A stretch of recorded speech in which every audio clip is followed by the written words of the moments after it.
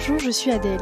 Ici, vous découvrirez des voyages qui ont bouleversé la vie et chamboulé les convictions d'hommes et de femmes de tous âges et de tous horizons. Chaque semaine, je reçois un invité qui me raconte en quoi un pays a transformé sa vision du monde ou l'a poussé à quitter un mode de vie qui ne lui correspondait plus. Alors laissez-vous porter par le premier podcast qui raconte une histoire autour d'un voyage. Bienvenue chez les Frenchies autour du monde, le podcast des voyages qui ont du sens.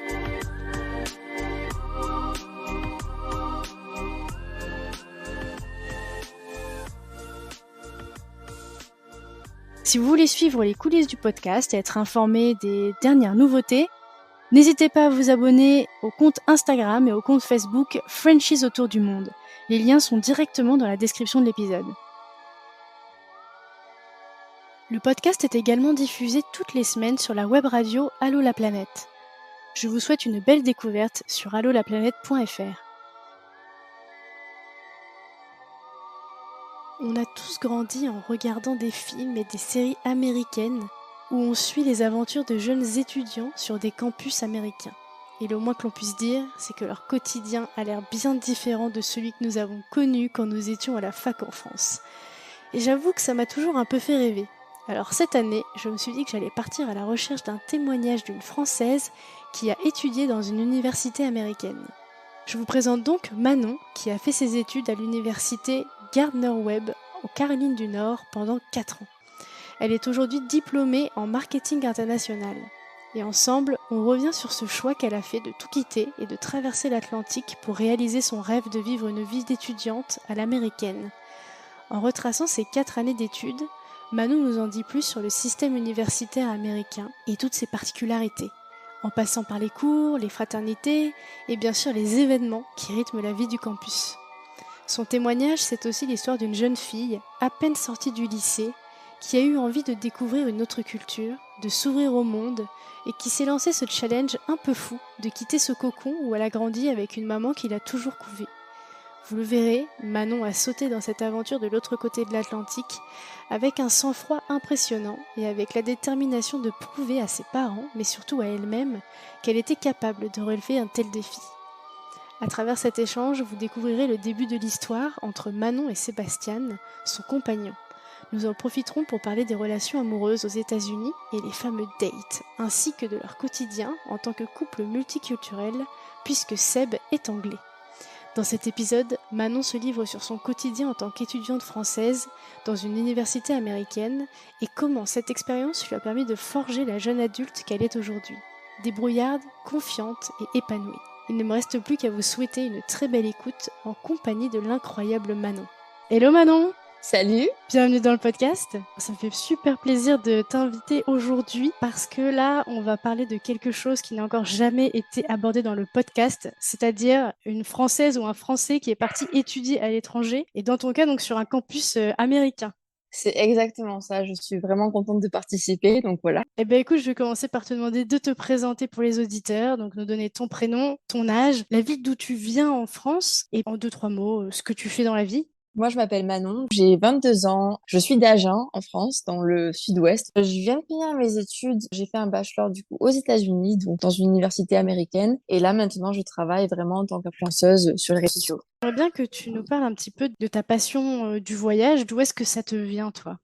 Alors moi, c'est pas compliqué, bon un peu quand même, hein. Mais depuis que je suis petite, j'ai pas beaucoup voyagé. J'ai un papa qui a une entreprise, du coup vraiment c'était compliqué de partir en voyage, de découvrir le monde, mais j'avais quand même toujours cette envie de voir ce qui se passe ailleurs, hein. Donc dès que j'ai eu 18 ans et grâce à un sport qui m'a beaucoup aidé, le tennis, j'ai pris mes valises, j'ai pris mes raquettes et je me suis dit allez hop c'est parti, tu pars aux États-Unis, tu vas apprendre la langue et tu vas voir comment ça se passe. Et donc voilà, c'est comme ça que tout a commencé, on va dire.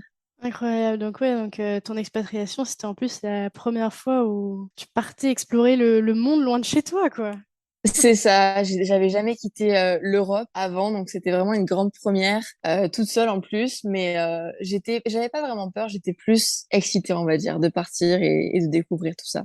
Et donc toi, quel type de voyageuse tu es? Quand tu pars en voyage, tu dis que t'es partie aussi un peu en Europe. Comment est-ce que tu te définirais? Je suis très curieuse, on va dire. Dans mon sac à dos, je prends beaucoup d'affaires de sport parce que j'adore marcher. Et après, c'est vraiment au feeling. Vraiment, je me pose pas trop de questions. Et voilà. Ouais, donc t'es la voyageuse qui improvise un peu, quoi. C'est exactement ça. Voilà, je suis pas celle qui va regarder, je vais pas checker le temps ni rien, je vais juste prendre des affaires et on verra bien comment ça se passe là-bas. Donc voilà. Ouais, bah, je crois que je serais incapable d'être comme ça.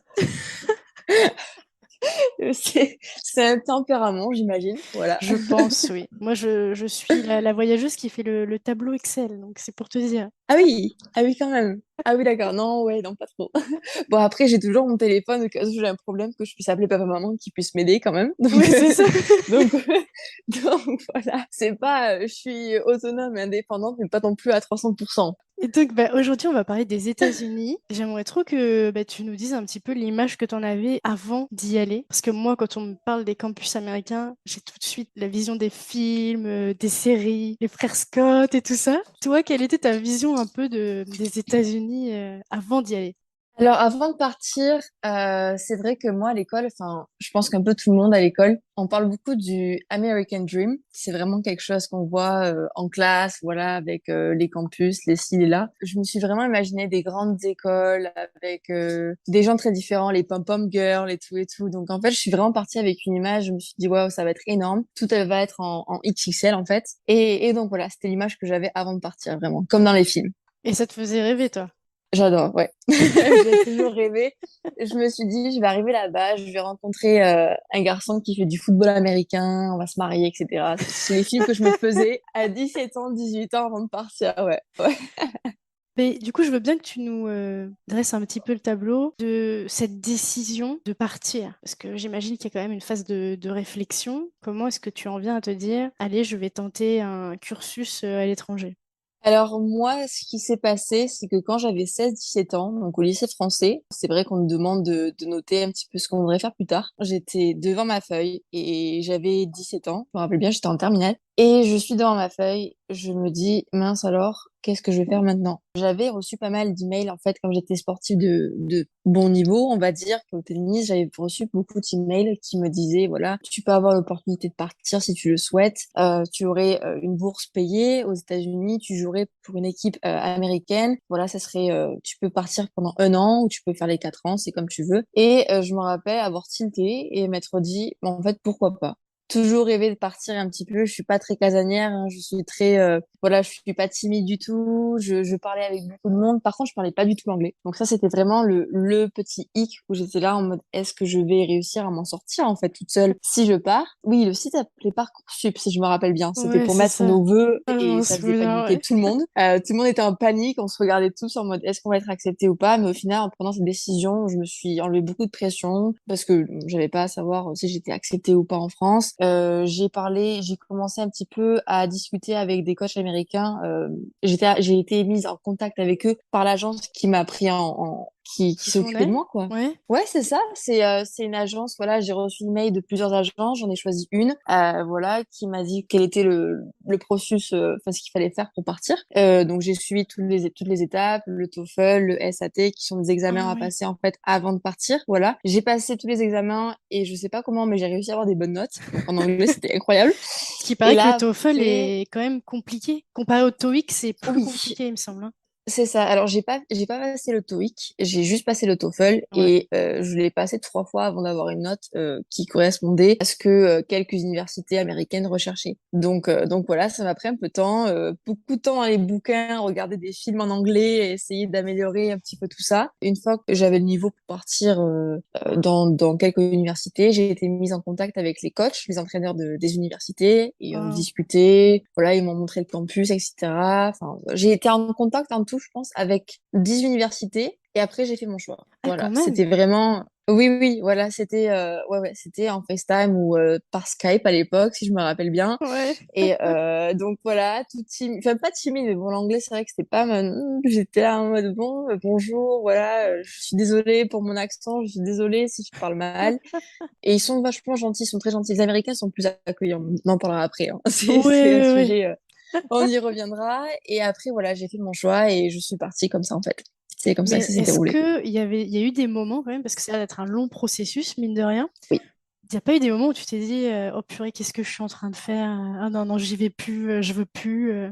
Alors, pas vraiment. J'ai une maman qui est très maman poule, donc c'était Ouais. elle qui voulait pas que je parte en fait. Et moi, je voulais Ah, vraiment prouver que je voulais le faire et que j'allais le faire. Donc c'était plus pour la contredire. Elle est adorable, ma mère, hein, je l'adore, mais elle était là, elle voulait vraiment me garder à la maison. Je me rappelle être là, non, je veux partir, c'est ce que je veux faire. Du coup, comme j'avais cette discussion, enfin tous les jours hein, à la maison, je me suis jamais vraiment posé la question, est-ce que je vais vraiment le faire? Est-ce que ça va vraiment arriver jusqu'au jour où ça arrivait en fait? Et je suis montée dans l'avion et là, je me suis dit ah oui, ça y est, en fait, c'est parti. En fait, j'ai pas eu le temps de réaliser un petit peu, enfin, tout ce qui se passait. Je ouais. voulais juste prouver les gens autour de moi, ma famille, que je pouvais le faire, les rendre fiers, en fait. Mais aussi me rendre fière à moi, parce que bon, c'était quand même un projet personnel de base, hein, voilà. Mais c'est vrai que ce que tu dis là avec le jour, le fameux jour où tu pars, moi j'ai souvenir que cette journée où j'ai fait le trajet en France pour aller jusqu'à l'aéroport, monter dans l'avion, arriver, enfin en fait j'ai l'impression que c'était pas moi cette journée-là, vraiment. Je me rappelle, en fait, j'ai vraiment, et c'est un souvenir, mais il est vague. C'est comme si j'étais dans un film, en fait. Je me rappelle vraiment arriver à la sécurité une fois que voilà, on a récupéré notre ticket d'avion, etc., nos billets d'avion. Et je me retourne, j'ai mes deux sacs à dos, et je me rappelle alors ma maman, mon papa, ma petite sœur, et leur faire un bisou. Donc ma maman, bien sûr, qui commence à pleurer, ma petite sœur aussi. Et là, mon père, il est un peu plus fier, on va dire, donc il a pas pleuré, il m'a fait un gros câlin. Et je me souviens de même pas lâcher une larme, en fait, juste être contente, leur faire un gros câlin et partir. Mais après, c'est vague, c'est comme si j'étais partie dans mes pensées un petit peu Ouais, en mode ah ouais, en fait, c'est en train de se réaliser là. À me poser les 36 000 questions que j'aurais dû me poser à l'avance, oui voilà. c'est Ça, ça. c'est un peu, c'est ça en fait, c'est les personnes normales se posent des questions, genre ouais, de quoi j'aurai besoin vraiment? Est-ce que les gens vont m'aimer? Est-ce que je vais me faire des amis? Est-ce que je vais bien jouer au tennis? Est-ce que mon coach va m'apprécier? Mais en fait, non, toutes ces questions-là, je me les suis posées dans l'avion. Donc comme ça, moi, j'avais plus le choix. C'était dans l'avion, sur le chemin. Donc C'est voilà, ça. Puis après, après, c'est vrai que tu as quand même le temps de beaucoup cogiter dans l'avion. ah Donc, oui, ah oui, oui, c'était 10 heures d'avion, donc même plus que ça, parce que je me rappelle, c'était pas, il y avait pas d'avion direct pour les États-Unis. J'étais partie à Berlin, je crois d'abord, donc j'avais fait un petit stop en Allemagne, et après Berlin, Charlotte, qui est en Caroline du Nord, en Amérique Nord, Sud, Est. ouais, c'est bien que tu le Donc précises parce qu'en plus, je t'ai même pas demandé où est-ce que tu allais atterrir au ouais, final. c'est ça. J'ai atterri à Charlotte, donc en Caroline du Nord, comme j'ai dit, dans le sud-ouest, dans le sud-est, pardon. J'étais pas à Charlotte même. Je suis atterri dans une petite université qui a 1 heure de Charlotte. On était 4000 étudiants. Donc voilà, c'est là où Ouais, quand même. je suis arrivée. Et alors, qu'est-ce qui t'attendait sur place? Comment s'était organisé un peu ces premiers jours là? Je me rappelle, c'est mon coach, mon entraîneur en fait de tennis qui m'a récupéré. Le processus, ça se passe comme ça en fait. Notre entraîneur nous récupère toujours la première fois. Et je me rappelle le décalage horaire, j'étais tuée vraiment dans la voiture. Je luttais pour Ouais. pas m'endormir en fait. Il était très gentil, vraiment un vieux monsieur hein, qui est toujours d'ailleurs entraîneur. Hein. J'ai toujours des nouvelles de lui. Il avait 70 ans quand il m'a récupéré. C'est quand Et même quand ouais, même. c'est ouais. Et j'ai eu beaucoup de chance parce que c'est un monsieur très gentil, voilà, qui prend soin de ses élèves, mais aussi de ses jouets. Hein. Donc ça, c'était la première soirée. C'était 1 heure de route pour rentrer. Puis après, on est passé dans un magasin qui s'appelle Walmart. Je sais pas si les gens connaissent en général, pas trop en France. C'est vraiment un peu comme Casino Supermarché où on peut vraiment trouver de tout, qui est ouvert 24 heures sur 24 parce qu'il fallait que j'achète une couette pour mon lit, enfin Ah ouais, ouais. les bases. Oui, Ok. parce qu'une fois qu'on arrive sur le campus, en fait, donc on a une chambre qui nous est donnée, mais c'est une chambre sans rien. C'est-à-dire que j'ai un matelas, j'ai une armoire, mais tout est vide et il faut tout s'acheter. Ah ouais, je Donc, pensais pas. Ok, carrément. et oui, oui, oui, ouais, c'est ça, exactement. Donc, j'ai acheté, je me rappelle, acheter une housse de couette, enfin une couette, une housse de couette et un oreiller pour la première soirée, c'était tout. J'avais quand même prévu dans mon petit sac à dos des chargeurs et adaptateurs pour voilà pour changer mon téléphone et c'était à peu près tout. Donc je me suis écroulée la première soirée vraiment. Je me suis réveillée le lendemain matin, une fille qui était en fait en charge de l'orientation, on appelle ça, donc qui s'occupe en général, elles sont dernière année, enfin ils sont dernière année ou avant dernière année, et ils viennent récupérer les freshmen, comme on appelle ça, donc les premières années, et ils nous font faire le tour du campus, voilà, nous montrent où est la cafétéria, voilà, si on a besoin d'aide, où est-ce qu'on doit aller. Moi qui étais sportive, j'ai dû aussi aller voir le docteur pour faire un check-up en fait, de voir comment tout se passait, si j'allais bien, si j'avais bien fait mes vaccins avant de partir, parce qu'il faut faire vachement de vaccins avant de partir, c'est incroyable. Ah bon? Et voilà, c'était ma première. Ah ouais, ouais. Ah ouais, c'est incroyable. Alors je me rappelle pas le nom des vaccins, mais je me rappelle aller chez le docteur en France et devoir faire, je pense, trois ou quatre différentes piqûres pour trois ou quatre Sérieux? choses dont j'avais jamais entendu avant. Ouais, ouais. Et du coup, j'avais dû faire un rappel. Donc voilà, un rappel de vaccin. Mes parents me demandaient, ouais, avaient demandé au docteur français si c'était normal, parce que bon, c'est vrai qu'on connaissait pas, nous, enfin, c'est nouveau pour moi. J'étais, ah, d'accord, je vais chez le docteur aux États-Unis, je comprends pas trop la langue. Ok, let's go, quoi, comme on dit. Et voilà, donc les 3 premiers jours, vraiment, c'était vraiment de l'orientation, parce que le campus, ce qui est différent entre la France et les États-Unis, c'est que en France, on a quand même notre chez nous, on dort pas à l'université la plupart du temps. Aux États-Unis, c'est totalement différent. La plupart des gens dorment sur le campus. Donc c'est vraiment, tu dors, tu manges, tu étudies, tu fais tout sur le campus. Donc vraiment, ces 3 jours-là, c'était vraiment pour faire un tour, être sûr que je comprenais tout, voilà, me repérer parce que tous les bâtiments se ressemblaient et c'était assez grand quand même. Ouais. Donc je me rappelle encore être sur Snapchat. Je sais pas si tu vois, genre sur le map, genre Oui. sur le plan Snapchat pour pouvoir un petit peu me repérer, me dire ok, je suis là. Faut que j'aille. Non mais un truc de dingue, ouais. Mais c'était vraiment ça. Les 3 premiers jours, c'était juste orientation. Parce que quand on est de première année, on arrive 2 semaines avant que les classes commencent, vraiment, pour avoir le temps un petit peu de s'adapter. T'as rencontré d'autres Français qui étaient dans le même programme que toi, les personnes qui allaient jouer au tennis avec toi. C'est ça. Alors en Ouais. fait, j'ai rencontré d'abord, c'était vraiment aléatoire. Enfin, c'était vraiment des gens qui étaient comme moi, qui étaient première année. Donc c'est vraiment les 3 premières journées, on est tous ensemble, on fait connaissance. Je me rappelle me rapprocher énormément d'entrées des internationaux, hein, parce qu'on avait un petit peu le même anglais qui est assez décalé, assez voilà les bases quoi. Comment dire bonjour, au revoir, j'ai faim et je suis fatiguée. Donc je me rappelle avoir eu 2 copines d'entrée qui étaient une péruvienne et une serbe. Donc vraiment. Éclectique. Voilà, c'est ça, c'est ça. Et les Américains, ils étaient un peu plus de leur côté, même s'ils sont très gentils, très accueillants. Je les comprenais pas en fait, donc Ça fait peut-être j'avais un beau peu dire ce que peur je voulais. au début, ouais.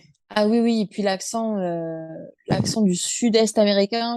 Moi qui avais appris un petit peu l'anglais britannique, j'étais perdue. Pour moi, ils parlaient un petit peu comme ça.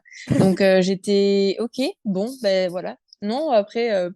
C'est ça en fait, ouais, c'était un peu compliqué. Donc j'avais ces 2 copines qui étaient dans mon équipe aussi parce qu'elles étaient nouvelles. Donc c'était cool, on partageait la passion du tennis et aussi notre anglais était assez similaire. Donc on s'entraidait en fait pour commencer. Et puis dans les jours après ça, le reste de notre équipe est arrivé. J'ai eu je dirais c'est de la chance vraiment d'être tombée sur une équipe qui était très diverse dans le sens où il y avait une américaine dans l'équipe, on était 9 filles au total et toutes les filles de pays différents. Donc il y avait Belgique, France, Espagne, Pérou, Serbie pardon, Suède, Brésil et l'américaine du coup. Donc on était vraiment très C'est autour dingue. du monde. Ouais, un beau Ouais, melting pot.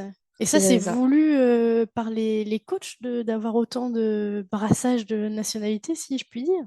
Les grosses universités, la plupart du temps, recrutent les Américaines très fortes, ou alors si ce sont des étrangères, ce sont des étrangères qui vont vraiment finir professionnelles, donc un niveau très très haut, très élevé. Mais après, les universités plus petites, même si elles sont de bon niveau, hein, comme moi, il y a beaucoup d'étrangers, et que c'est vraiment beaucoup d'étrangers qui viennent soit d'Amérique du Sud, soit d'Europe. Ouais, ça arrive énormément.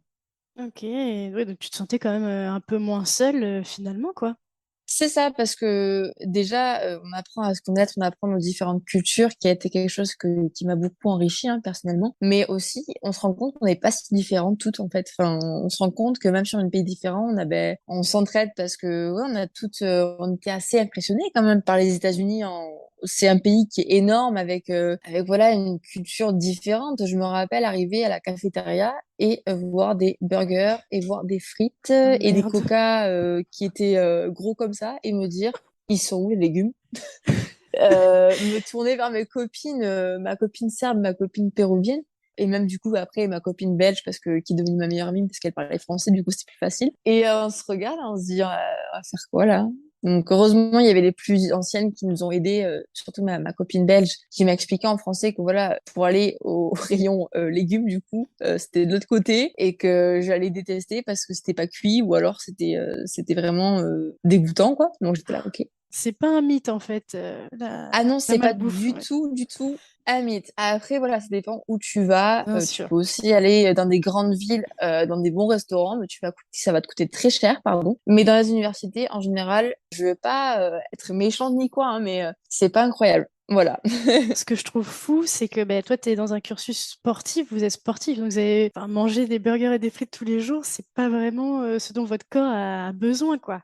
Et tu sais, le pire, je pense, qui m'a choqué, c'est avant des matchs, mon coach le matin nous amenait à McDonald's. Donc, avant des matchs de tennis, le matin, ouais, on s'est retrouvés deux, trois fois à McDonald's pour manger le petit déjeuner. Et là, Oh j'avais my même pas de God. mots en fait. J'étais là en mode, mais comment ils veulent que je fasse un match de tennis après ça? Enfin, j'étais là, d'accord, ok, je comprends que le menu au petit déjeuner est un peu différent, c'est-à-dire que voilà, c'est des pommes de terre, quoi, avec des œufs sur des bagels, comme on appelle ça en fait, donc dans un sandwich. Mais je me rappelle quand même me dire, c'est gras en fait, et j'ai pas envie de manger ça, quoi. J'ai pas du tout envie de manger ça. Ramenez-moi en France, s'il vous plaît. Là, vraiment, ouais, ouais, c'était assez impressionnant, mais c'est là une culture différente. Donc j'étais là, ok, Évidemment. on va s'adapter, hein. Et mais du coup, comment ça fonctionne concrètement? Parce que toi, c'était vraiment cursus sport. C'est ça. Donc comment ça se Ouais. passe au niveau... T'as quand même des cours ou t'as que du sport? Comment c'est? Alors, c'est encore une fois très différent et j'ai adoré, mais j'ai aussi pas tant aimé que ça quelques parties. En fait, je m'explique. On a 2 heures de cours par jour. Donc, c'est pas énorme, c'est pas beaucoup même. En fait, le maximum d'heures que tu fais, c'est la plupart du temps, entre 15 et 18 heures par semaine. Donc ce qui compare à la France, qui n'est rien. Voilà. Je me rappelle faire du 8h à 18h au lycée et ce qui était normal ici. Non, non, aux États-Unis, c'est 2, 3 heures par jour et privilégie beaucoup le sport. C'est-à-dire que les sportifs sont très bien vus. Donc, c'était 2 heures le matin. Donc, disons que je me levais vers 8h30, 9h. J'allais manger mon petit déjeuner à la cafétéria. Et puis, de 10h à midi, j'avais classe. Midi, j'allais prendre mon déjeuner. Et à 14h, j'avais entraînement jusqu'à 17, 18h. Donc, j'avais plus d'heures de sport dans la journée que d'heures de cours. Ce qui était vraiment incroyable pour moi, que je n'aurais jamais imaginé. Vraiment. Quel cours tu as le matin? Qu'est-ce que tu fais Alors, le matin, en fait, tu prends, on appelle ça un major. Ça veut dire que quand tu arrives là-bas, on te demande vraiment ce que tu veux étudier. Pour donner un petit exemple de comment ça se passe la première année et les classes que j'avais en fait aux États-Unis, c'est un peu comme une seconde générale en France, c'est-à-dire que j'avais des classes de maths, des classes d'histoire, des classes de physique, chimie, j'avais vraiment un peu de tout, aussi de marketing qui était un peu nouveau parce que je n'avais jamais fait avant. Voilà, c'était un peu de tout pour pouvoir un petit peu se diriger par la suite, hein, voir ce qui me plaisait, etc. Et donc première année, c'était vraiment basique, à savoir que les cours aux États-Unis sont bien plus simples qu'en France. Je sais pas trop comment ça se passe au Canada, mais en France, c'est sûr. J'avais pas tellement de devoirs et c'était vraiment des quiz avec les réponses sur Internet. Ah oui, C'était vraiment, effectivement. oui, oui, c'est tranquille. C'est-à-dire que j'avais le temps de m'entraîner, vraiment de faire ma petite vie et de relire un petit peu mes cours le soir et puis j'avais des bonnes notes quoi sans même parler un très bon anglais donc ça franchement c'était bien sur le moment mais maintenant c'est vrai que quand j'ai eu mon bachelor je me suis dit ok de quoi est-ce que tu te souviens vraiment parce que c'est vraiment des cours qui sont beaucoup plus allégés il n'y a pas vraiment de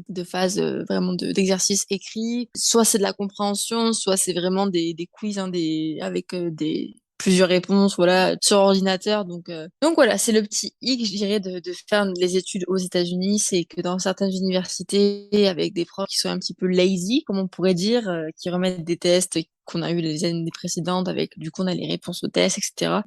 C'était cool en tant qu'athlète, mais maintenant, en tant qu'adulte qui peut-être a besoin un jour de connaissances qu'elle aurait dû avoir, qu'elle n'a pas forcément maintenant, c'est un peu plus chiant, ouais. Et est-ce que c'est pas justement fait aussi, enfin, genre vraiment, ils s'attendent à ce que tu sois hyper autonome et que tu ailles faire plein de recherches et travailler des heures de ton côté ou même pas? Alors, ouais, ça c'est une petite story time, c'est que la première semaine de cours, j'ai ma copine belge du coup qui aime me voir, je faisais mes devoirs. Comme je l'aurais fait en France, en fait, c'était juste un réflexe. C'est en France, quand on travaillait sur un sujet, j'allais toujours faire des recherches supplémentaires au cas où il y ait des questions, voilà, à l'aide de tes connaissances personnelles ou quoi que ce soit. Je me rappelle être dans ma chambre avec mes bouquins ouverts, ma copine belge qui vient me voir et qui me fait, mais qu'est-ce que tu fais? Et je lui dis, mais je travaille. Elle me dit, mais Manon, mais t'as pas besoin de ça. Enfin, ferme le livre, remets-le dans le classeur. Enfin, tu l'ouvriras jamais, t'as tout sur Internet. Et j'étais là en mode, qu'est-ce qui se passe là? Je ne comprends pas tout. Non, non, en fait, les profs, C'est vraiment pas pareil. Ils veulent te donner des notes faciles, quoi. Leur but, c'est de te donner un A à la fin du semestre. Parce que oui, nous, on parle de semestre et pas de trimestre. C'était vraiment, les études, c'était la partie facile, quoi. Donc, à chaque fois, mes parents m'appelaient, alors, t'as eu des bonnes notes, sachant que nous, on parle plus de sur 20. C'était pas genre, ouais, j'ai eu 15 sur 20 ou j'ai eu 17 sur 20. Moi, je parlais de A, B, C, D. Mais bon, après, j'ai à chaque fois dit, la pire note que j'ai eue, je crois que c'était un B-. Donc, je dirais c'est comme un 14 sur 20 en France. Donc j'avais une moyenne générale qui tournait au 18-19, si on devait donner un avis. Et donc après, au fur et à mesure des années, du coup, c'est quoi? C'est 4 ans? C'est ça, ouais. 4 ans. Et donc au fur et à mesure des années, là, tu te spécialises après? Comment ça se passe?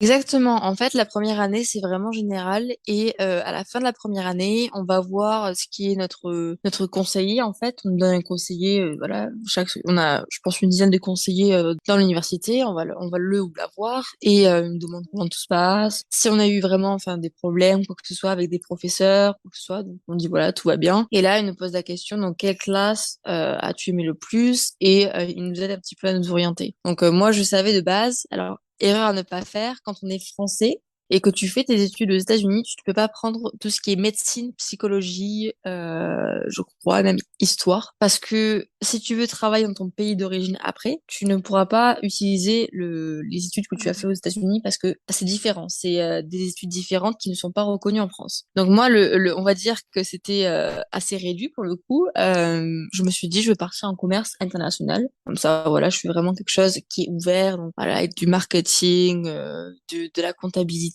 etc. Quelque chose qui me plaisait aussi, hein, au final, parce que j'ai fait un bac économique et social. Quelque chose qui peut m'ouvrir sur le monde entier. Enfin, c'est pas, je serais pas bloquée. Donc je suis partie sur ça très rapidement. Ouais. Finalement, tu as un diplôme à la fin, diplôme sportif, mais avec une... On te donne le diplôme, donc t'as la cérémonie, donc vraiment on appelle ça la graduation. T'as fini tes études, donc ton diplôme. Et le tennis, c'est à côté. En fait, le jour du diplôme, quand tu le reçois, c'est plus important en fait, puisqu'on est vu comme des étudiants normaux, hein. On va à la même cérémonie que tout le monde et on est diplômé donc d'un bachelor, bac+4, pour donner une petite idée. Et sur le côté, tout ce qui est tennis, ça n'a rien à voir avec l'école, mais le but en fait, c'est quand même de partir pour faire nos études de base. Donc moi, je peux dire maintenant, je rentre en France et je peux mettre sur mon CV que j'ai un bac+4 sans même marquer que j'ai fait du tennis, hein. Je peux juste dire que je suis partie aux États-Unis faire mon bac+4 en commerce international. Ah Donc voilà. voilà, ouais, c'était ça un peu ma question. C'est dominante, je Ouais. cherchais le mot avec la dominante, voilà. Oui, Oui, on appelle ça le major. Donc ouais, moi voilà, c'était c'est ça, commerce hein. international. Ouais. Ok, C'est je ça. comprends mieux. Comment c'est la vie sur un campus? Genre, quand c'est pas les cours, qu'est-ce qu'on fait? Oh, mais là, c'est, on va dire, beaucoup de soirées.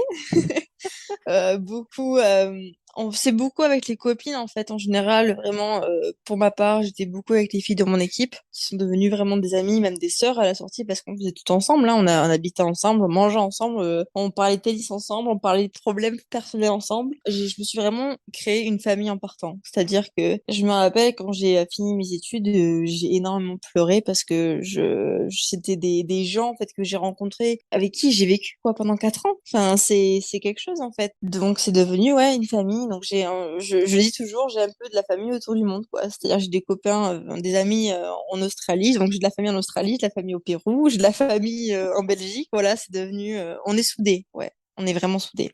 Et alors, est-ce qu'il y a des événements qui rythment un peu le campus, des événements un peu annuels qui font rêver? Ouais. Ouais, alors moi je m'attendais, je pense un peu comme tout le monde, je m'attendais vraiment au bal de promo. Moi, c'est ce que j'attendais. Je me suis dit, il va y avoir un bal de promo et je vais y aller. Mais en fait, non, pas à l'université. Donc il n'y a pas de bal de promo quand tu arrives à l'université, c'est au lycée. Mais Ah par oui, contre, c'est il à y a la des fin du lycée, cérémonies. c'est ça.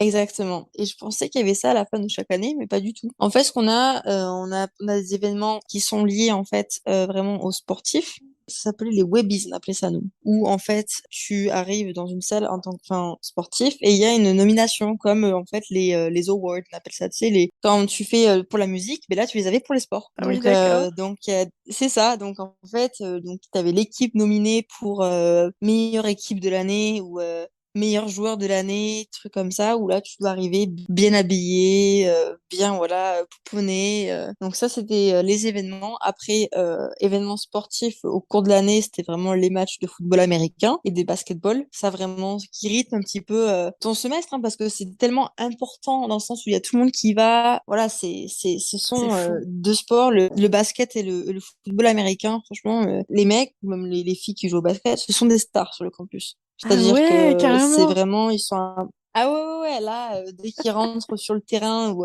voilà quoi, c'est oh mon Dieu quoi, c'est vraiment c'est nos stars à nous et il y a énormément de ouais donc tous les matchs de football américain et de basketball, j'y étais, j'y suis allée et ça c'est vraiment ce qui rythme un petit peu en dehors des cours et en dehors des entraînements, qui fait passer le temps.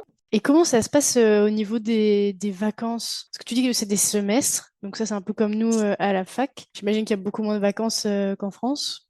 Alors, c'est ce qu'on croit. Mais alors, pas Ah, vraiment, parce qu'en fait, c'est juste rythmé différemment. C'est-à-dire que nous, on a une semaine par semestre, donc ce qui est pas beaucoup de vacances. Mais par contre, on finit, donc en décembre, on a un mois de vacances. d'accord. Et pendant l'été, c'est 3 mois et demi. Donc, tu comptes à la Ouais. sortie. Quand vous, à l'UNIF, vous passez vos examens en juin, ou je sais pas trop du coup comment ça se passe en France ou même au Canada. Nous, moi, j'ai fini mes classes. Je les ai finies au mois fin avril, en fait, et je recommence mi-août. Ah, Donc effectivement. tu vois c'est vraiment 3 mois et demi de break et en décembre c'est un mois pour pouvoir rentrer à la maison voir sa famille etc. Donc ça fait beaucoup au final. C'est juste pas donné de la même façon. Et alors, est-ce que tu as pu en profiter pour, je sais pas moi, avoir un petit job, du coup, ou, aller voyager un peu aux States? J'ai fait quelques voyages, oui, quand j'avais, on appelle ça des breaks, winter break ou trucs comme ça. Pas vraiment, alors je dirais pas vraiment quand c'était les grandes vacances de décembre ou grandes vacances d'été parce que je revenais en France pour voir ma famille du coup. Mais quand j'avais des petits breaks, je suis partie, oui, j'ai fait New York et Miami. Je me rappelle pas mes 2 premières années parce que j'étais un peu trop timide pour pouvoir partir. En fait, je me disais, bon, je vais rester, c'est pas grave, je vais faire mes devoirs, je vais m'avancer. Oh, dis Mais les donc. 2 dernières années, j'étais là, oui, bah oui, je sais pas ce qui s'est passé. 2 dernières années, j'ai dit, vous savez quoi? Je m'en fiche des devoirs, moi j'y vais, j'ai envie de découvrir, donc c'est parti. Donc ouais, j'ai fait Miami, c'était en 2020, je crois, et après j'ai fait 2021, j'ai fait New York, c'est Ok, ça. trop cool. Souvent dans les séries et les films, tu sais, il y a des fraternités. Est-ce que c'est Ah vraiment oui. présent sur le campus, ça? Alors, pas tous. Moi, je n'en avais pas. Ah, Voilà, ok. c'est le problème. Ça aussi, c'est un truc où on voit beaucoup dans les films, hein, les frats, on appelle ça. Si les gens savent pas trop ce que c'est, en fait, c'est vraiment, tu signes et tu payes pour entrer dans une fraternité ou une sonorité. Ah, ouais, quand même. Donc Ok. voilà, voilà. Mais après, ça t'ouvre un réseau. C'est-à-dire que tous les gens qui sont avec toi, en général, c'est des gens influents, on va dire, dans le milieu, ou alors qui vont avoir des bons travails, parce qu'il y en a qui payent, d'autres qui payent pas, parce que bon, les parents ont été dans les frats quand ils étaient plus jeunes, etc. Et tu te crées un réseau, comme avoir LinkedIn. Je sais pas si Oh, tu ouais. connais un petit peu, c'est vraiment après, tu t'ouvres un grand réseau, mais ces fraternités et sonorités n'existent pas dans toutes les universités. Donc moi, la mienne, elle n'en avait pas. C'est vraiment dans les plus grosses, je dirais, Ah ouais, universités. ok, Donc les grosses non, moi, j'ai pas là. vécu. Et J'ai pas t'aurais aimé, toi? vécu. Alors, j'ai fait. Ce qui est marrant, c'est qu'en fait, ils font beaucoup de soirées. Hein. C'est très connu pour faire beaucoup de soirées, etc. J'ai été invitée par une copine d'une autre université qui, elle, en fait, connaissait une fille dans une fraternité. Du coup, quand en fait tu connais par quelqu'un qui connaît, tu as le droit de rentrer. C'est Ah comme ça. ouais, oui, c'est Il un faut peu être select quand invité. même, quoi. C'est ça, oui, il y a pas tout le monde qui rentre. Alors là, non, pas du tout. Mais du coup, j'étais invitée, je suis allée une fois. J'étais là, qu'est-ce qui se passe? Qu'est-ce qui de la musique à fond, pool party, vraiment comme dans les films là. Par contre, des grosses Ah, décorations à la américaine, vraiment tout les en gobelets rouges? couleurs. Ouais, ça m'est arrivé du coup une fois et c'est tout. C'est ça. Ah oui, oui, oui, à fond, hein, mais à fond. C'est ça. Il y avait ouais, ouais, les gobelets rouges et il y a un thème en général. Donc voilà, on te dit today it's all black, donc tout le monde arrive habillé en noir, un truc comme ça. Donc c'est d'être dans le thème quand même. Mais ouais, j'ai vécu ça qu'une seule fois. J'ai apprécié. Bon après faire ça tous les week-ends peut-être pas, mais non c'est cool. Pendant cette soirée-là, tu t'es cru dans tes films et tes séries préférées, quoi. Clairement, j'étais même la star du film s'il fallait. C'est C'est ça. ça. Pendant ces 4 ans, bah, forcément, t'es sorti, t'as rencontré du monde, etc. Tu peux peut-être nous raconter bah, la rencontre avec ton copain aujourd'hui? Bien sûr. Seb est arrivé aux États-Unis un semestre avant moi, donc 6 mois avant moi. Donc moi, je suis arrivée là-bas. Je l'ai rencontré parce qu'il était dans l'équipe de tennis des garçons. Et comme les filles et les garçons s'entraînent sur des terrains qui sont à côté, on passait nos après-midi sur les cours similaires, donc on se parlait, mais sans plus quoi. Je pense que notre première année, on a dû s'adresser 3 fois la parole, vraiment au total, vraiment. Mais c'est moi, j'avais un petit copain, il avait une petite copine. J'avais un petit crush sur lui. Je dois avouer, j'avais un petit crush. Je le trouvais Tu l'avais mignon. repéré, quoi. Je l'avais repéré, mais bon, je savais. Moi, je m'étais séparée de mon copain, mais lui, il avait encore sa copine. Donc là, j'étais respectueux. Je me suis dit, voilà, c'est bon, on va pas commencer. Ça s'est passé comme ça pendant 2 ans quand même, hein. Je suis arrivée en janvier 2019 et on s'est mis ensemble, pour te donner une idée. On s'est mis ensemble en janvier 2021, 2 ans après. Donc, quand lui s'est séparé de sa copine, moi je m'étais séparée de mon copain à peu près en même temps. Donc, on a trouvé, enfin voilà, on passait du temps ensemble entre un groupe d'amis. Et puis, on s'est un petit peu rapprochés par rapport, enfin, au fait que voilà, on était dans le même groupe d'amis. Mais ouais, avec Seb, la rencontre, c'était pas genre les feux de l'amour en mode, on s'est vu au premier regard, on s'est mis ensemble. Pas du tout. Ça nous a pris 2 ans pour nous calculer, en fait. Voilà. C'est ça, hein. Bah, Donc, chacun son rythme, hein. mais clairement, clairement. Et puis quand on y pense maintenant, c'est dire 2 ans en avant, on n'aurait jamais pensé qu'on finirait ensemble. Vraiment, on se calculait pas, donc c'est comme ça quoi. On va peut-être préciser que Seb n'est pas américain. Alors oui, il faut parce que sinon il s'énerve. Toutes les personnes qu'il a rencontrées ou même sur les réseaux sociaux qui lui disent alors comment il va l'américain, ça l'énerve. Parce qu'il n'est pas américain, il vient d'Angleterre. Donc comme moi, c'est un étudiant international. Donc il est parti aussi aux États-Unis pour faire, comme moi j'ai fait, des études. Il avait ses études payées avec une bourse, voilà, pour jouer au tennis pour l'université comme moi. Mais il est Ok. anglais d'Angleterre et pas anglais-américain. Et comment ça va en ce moment? Alors, il tient le coup avec la disparition de la reine?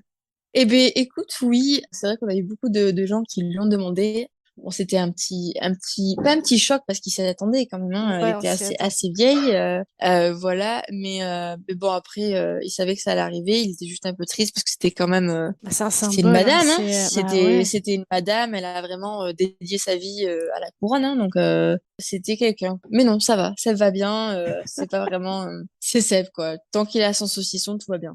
Est-ce qu'on pourrait parler des dates à l'américaine? Bon, peut-être que vous n'avez pas fait ça du coup. Ou peut-être qu'il y a un peu cette culture-là aussi au UK. Tu sais, les fameux dates, là où on se date Ouais, pendant je sais ouais. pas combien de rencarts. Est-ce que Ouais, c'est... ouais, ouais, ouais. T'as vécu ça, Ben toi? alors, j'ai vécu ça un petit peu dans le sens où Seb a essayé d'être un gentleman et m'a invité au restaurant, mais monsieur n'a jamais réussi à me poser la question de est-ce que tu veux sortir avec moi? Donc au final, c'était romance sans romance en fait. Voilà. Parce qu'avant d'être ensemble, on était devenus bons copains, quoi, meilleurs potes. Donc c'était plus un dîner à la on est meilleurs potes, mais on sait qu'on se plaît, plutôt qu'un je vais te prendre pour sortir ce soir en dîner. Non, j'ai pas vraiment vécu, je dirais pas que j'ai vécu. Mais après, je l'ai vu arriver, hein. Surtout, je l'ai vu se passer parce que c'est sûr que voilà, c'est Seb, il était bien habillé, mais voilà, il a ses limites il était assez timide, donc voilà. Eh bien, on peut peut-être parler un peu des différences culturelles que vous avez. Bon, c'est très drôle parce qu'on a parlé beaucoup des États-Unis, puis là, on va se retrouver à Ouais. parler de différences culturelles entre bah, la France et l'Angleterre finalement. Est-ce que c'est un peu pareil qu'en France? Je sais pas, moi, juste petit copain, petite copine, pas prise de tête et on improvise ou c'est quand même plus Alors, cadré ou... c'est pareil, hein. Ouais. C'est-à-dire que j'ai rencontré ses parents, j'étais un peu stressée, mais des gens un peu comme mes parents, un peu comme nous tous en fait. C'est pas prise de tête, c'est-à-dire que dans le sens où on a vraiment, j'ai l'impression qu'en France on a une image des Anglais à être très sérieux, très une chose à la fois. Il faut d'abord la rencontre, etc. Mais pas du tout. Ses parents étaient très gentils, très accueillants et tout s'est bien passé quoi. C'est-à-dire que je rigole avec eux. Enfin vraiment c'est tranquille. Des fois on mange ensemble sur le canapé, il n'y a pas de prise de tête. J'ai pas vu une différence culturelle énorme. La différence culturelle que j'ai vue, c'est dans la nourriture. J'ai de la chance, je pense, parce que la maman de Seb cuisine très bien, quand même. Mais manger des haricots sur du pain grillé, c'est pas un truc que je fais tous les jours à la maison. Oui, c'est particulier quand Euh, même. ou alors du bacon avec du ketchup. Enfin, j'ai des choses où j'étais là en mode d'accord, Ah ok, ouais. je vais essayer. Donc ça c'était assez différent. Mais comme lui en fait il a vécu la différence culturelle quand il arrive en France et que je lui ai fait goûter les escargots. Voilà, je lui ai fait goûter des choses françaises qu'il n'avait jamais vues même avant. Il m'a dit comment ça tu manges des escargots? Enfin je dis ouais c'est normal. Enfin pas tout le monde en mange hein, mais c'est quelque chose qu'on pourrait proposer au restaurant. Ouais. Après, autre différence culturelle, franchement, oui, c'est leur rapport avec la reine, hein, que nous, on n'a pas avec notre président, on va pas se mentir. Ouais. Bon, avec tout le respect que j'ai pour Monsieur Macron, mais c'est vrai qu'Elisabeth était beaucoup plus, je pense, respectée dans le sens où, voilà, c'était la reine, quoi. Et ils voient leur reine, ils voient Dieu et la reine est juste en dessous. Voilà. Même si t'es Donc, pas forcément fanatique, ça reste la reine du pays qui a c'est quand même ça. dit quelque chose, quoi. Ouais, il n'y a pas de critique, c'est-à-dire qu'il n'y avait pas vraiment.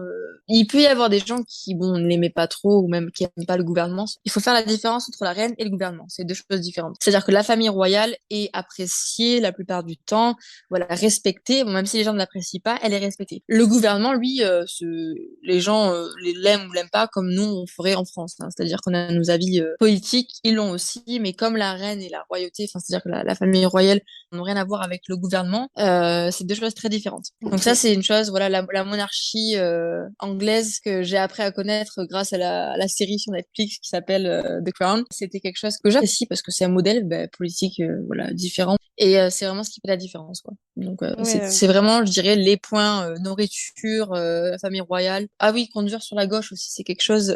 ah oui, alors ça doit être vraiment épique.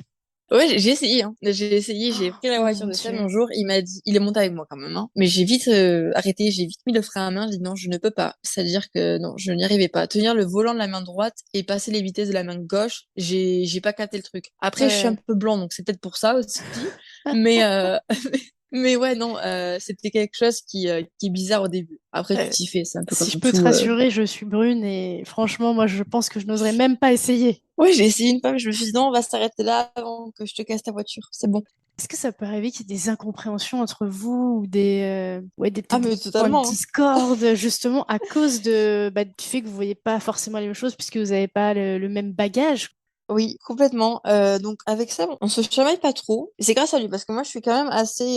Je suis pas trop dans la discussion. C'est-à-dire qu'en tant que Française qui vient du Sud-Ouest, on crie beaucoup. Voilà, dans ma famille, on crie beaucoup, on utilise les mains. C'est celui qui parlera le plus fort en fait qui aura la parole. Et la famille de Sam, après, je pense que chaque famille est différente. Sont très quand même tenues, on va dire.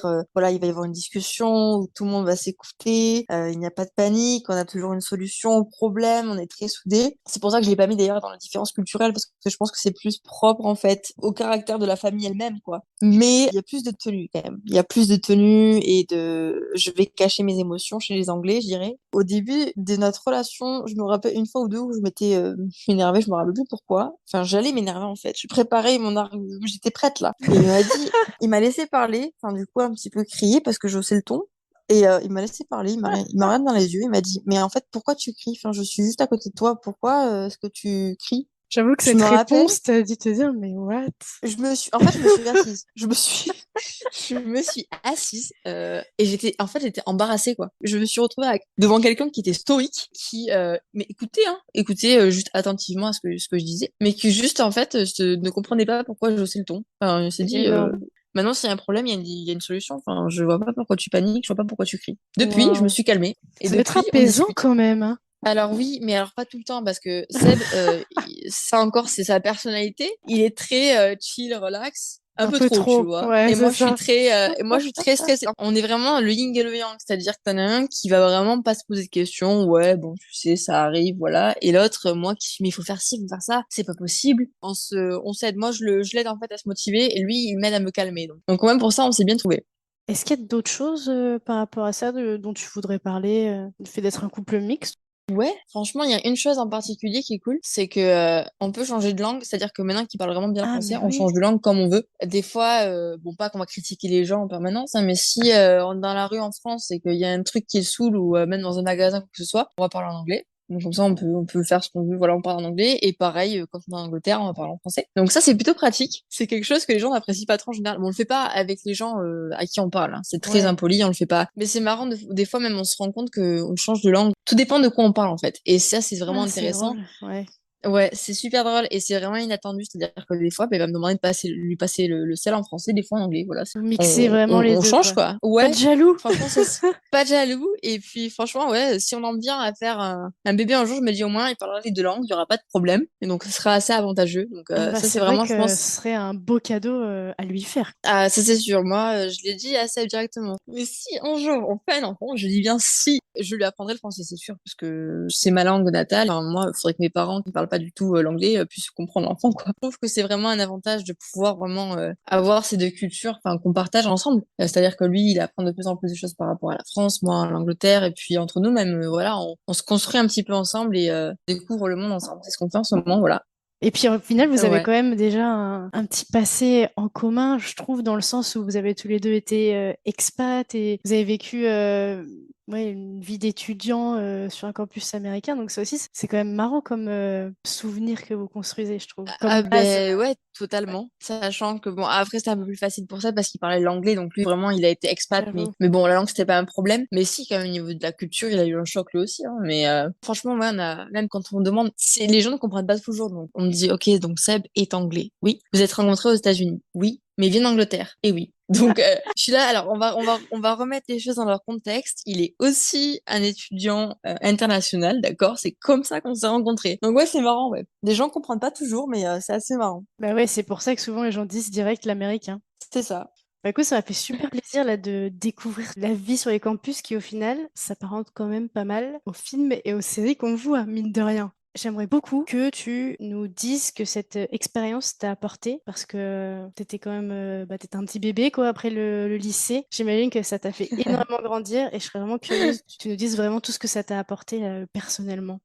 Je suis partie, comme tu as dit, hein, j'étais un petit bébé qui était vraiment aimé par ses parents, spécialement sa maman qui vraiment la couvait beaucoup. Je suis revenue après 4 ans du coup aux États-Unis en jeune femme indépendante qui avait beaucoup moins de peur en fait au final, qui avait découvert beaucoup le monde, les États-Unis on va dire la priorité et qui s'est rendu compte que le monde n'est pas que la France non plus. J'ai appris par rapport aux cultures, j'ai appris une nouvelle langue, j'ai appris à me débrouiller toute seule, j'ai appris pas mal de choses, ouais. Et ça, Ouais, c'est vraiment quelque chose que je referais, quoi. Si je pouvais le refaire, je le referais juste pour ça, en fait. peut-être plus d'assurance aussi, plus de détermination, d'ambition. Clairement, ouais. Après, j'étais vraiment, comme je dis, un tenace, quoi. C'est-à-dire que j'étais de base, je voulais partir, je savais que je voulais Hmm. partir, mais tout ce que j'ai découvert, les gens que j'ai rencontrés, la culture, ça m'a vraiment beaucoup appris. J'ai appris sur moi, mais j'ai aussi appris sur les autres, sur le monde, en fait. Parce que même si j'étais aux États-Unis, j'avais aussi des amis, comme je dis, qui sont devenus une famille, qui venaient des 4 coins du monde. Donc, j'ai appris un petit peu à parler, par exemple, je connais quelques mots en suédois. Je vais arriver à, j'ai plein de choses, en fait. J'ai un stock, c'est-à-dire que je suis pas coincée dans ma petite ville d'Agen. J'ai vraiment des beaux souvenirs que je garde avec moi et qui m'aident au quotidien, je dirais, dans le sens où, ouais, j'ai pris quand même de l'assurance. Si demain je dois partir en voyage ou que ce soit, j'ai besoin de personne. Je peux le faire toute seule et je sais que je peux le faire toute seule. Donc, c'est vraiment un plus, quoi, dans la vie de tous les jours. Et du coup, professionnellement, est-ce que ça t'a ouvert des horizons, ça t'a donné des idées Des idées, pas trop, parce que enfin, j'ai pas vraiment réfléchi en fait. Je pensais pas déjà de base vivre en France, ça c'est sûr pour le coup. Et je me disais que maintenant que je parle l'anglais, tout était possible parce que l'anglais est quand même la langue internationale. Donc ça c'est cool. Mais c'est vrai que comme je dis, comme je travaille beaucoup sur les réseaux sociaux, c'est vraiment mon travail du moment, mais peut-être dans le futur, ouais. Dans ce qui concerne le commerce, etc. Peut-être aller travailler en Angleterre si ça veut travailler en Angleterre. Ou... Je me suis pas vraiment posé la question encore. C'est ça. Donc, ouais, pour l'instant, tu es sur les réseaux sociaux. Bah, si tu veux nous en Oui. parler un petit peu. Ah, mais tout a commencé de toute façon avec Seb, hein, voilà, sur TikTok et Instagram. Donc, surtout TikTok, on a commencé nos vidéos de cultures différentes avec. C'était moi, je me rappelle au début, qui faisait prononcer des mots en français, qui était assez marrant. Puis après, on s'est un petit peu, on s'est créé comme ça, quoi. Et ça m'a aussi aidé dans le sens où j'ai pu avoir une audience un peu plus large. Enfin, même là, on est pas mal aujourd'hui sur TikTok et Instagram. Donc, mon but, c'est vraiment voilà, de mettre des petits quiz ou trucs comme ça sur Instagram en anglais pour que les gens progressent. J'ai donné pas mal de cours d'anglais l'été dernier pour aider à progresser les gens. Donc j'aime bien le fait d'avoir cette petite notoriété pour aider les gens autour de moi, même s'ils veulent partir aux États-Unis, je réponds la plupart du temps à mes DM sur Insta pour pouvoir aider autant que je peux. Hein. C'est vraiment si je m'y connais parce que moi c'est vraiment quelque chose de particulier. Je suis partie grâce à mon sport et ça tout le monde ne fait pas ça, mais je conseille quand même tout le monde de partir et de découvrir vraiment le monde quoi et de pas rester chez soi parce qu'on a peur parce que voilà pour X ou Y raison. Justement, ça me permet d'ouvrir donc sur cette fameuse dernière question. Ouais, Déjà, merci beaucoup d'avoir pris le temps. j'ai adoré pour le coup. Ah, bah écoute, ça fait plaisir. Écoute, on passe à la dernière question. J'aimerais que tu prennes le temps d'encourager des jeunes. Ça peut être aussi Ouais. des parents, parce qu'on a quand même des auditeurs aussi un peu plus âgés, qui ont des enfants. Oui, bien Et sûr. donc, voilà, les encourager à peut-être tester cette expérience après le lycée, là, après le bac, de partir étudier, peut-être pas forcément aussi loin et aux États-Unis, mais qu'est-ce que tu pourrais leur dire pour les encourager à sauter le pas? Moi, j'encourage vraiment tout le monde à faire, bon, pas forcément ce que j'ai fait, partir aux États-Unis, c'est quand même un grand pas, hein, mais même partir visiter ou même voilà faire des échanges scolaires dans des pays à côté ou tout dépend de la langue que vous voulez apprendre ou même ce que vous voulez faire. Hein. Mais moi, je conseille vraiment de partir et de découvrir hein, avant que ce soit trop tard, parce que c'est vraiment quelque chose qui ouvre les yeux, même l'esprit en fait sur le monde et on se rend compte que voilà quoi, c'est très grand et qu'il y a beaucoup de choses à voir, beaucoup de choses intéressantes des différentes cultures, des différentes langues en fait et voilà on se crée des contacts et moi je regretterai jamais ce que j'ai fait dans le sens où voilà je me suis vraiment créé une famille comme je l'ai dit encore et je le redirai mais voilà et puis même si vous pouvez pas partir pendant des années partir juste au pair ou faire un petit échange scolaire 3 mois ou même partir pendant les vacances d'été je sais qu'il y a des programmes qui sont possibles à faire pendant 2 semaines partir en Angleterre ou en Irlande ou des pays qui sont pas très loin finalement c'est 1 heure d'avion et t'y es juste le faire en fait parce que c'est quelque chose qui est important au jour d'aujourd'hui, sachant que l'anglais est une langue qui devient déjà très très important. Hein, voilà, faut se le dire. Ou même parler d'autres langues, hein, l'espagnol, l'allemand, ce que vous voulez, partez et vivez vos rêves. C'est vraiment le conseil que je donne avant que ce soit trop tard. Donc, partir explorer et découvrir d'autres cultures, c'est ça, Voilà, hein? c'est Ouais. vraiment, oui, c'est le conseil de base vraiment que je donne. Parce qu'en fait, je peux l'expliquer autant que je veux, mais je pense que la personne doit le vivre pour comprendre en fait. J'ai beau expliquer à mes parents que voilà, les cultures sont différentes partout où je vais, ils vont m'écouter, oui, ils vont dire qu'ils sont d'accord, mais le vivre, c'est vraiment quelque chose d'exceptionnel. Vraiment. Ça ouvre les yeux, ça ouvre le cœur, ça ouvre pas mal de choses, ça ouvre l'esprit. Donc c'est Exactement. toujours bon. Merci beaucoup pour ton petit mot de la fin. Avec grand plaisir. Merci beaucoup de m'avoir invité. Avec plaisir. Et puis, je te dis à très bientôt. Ben, ça marche. Bye. Bye bye.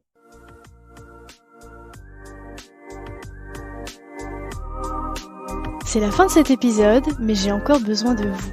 Si vous avez Apple Podcast, n'hésitez pas à laisser 5 étoiles et même à mettre un petit avis. Cela m'aide énormément à faire gagner en visibilité à ce podcast. Si l'épisode vous a plu, n'hésitez pas à le partager au plus grand nombre.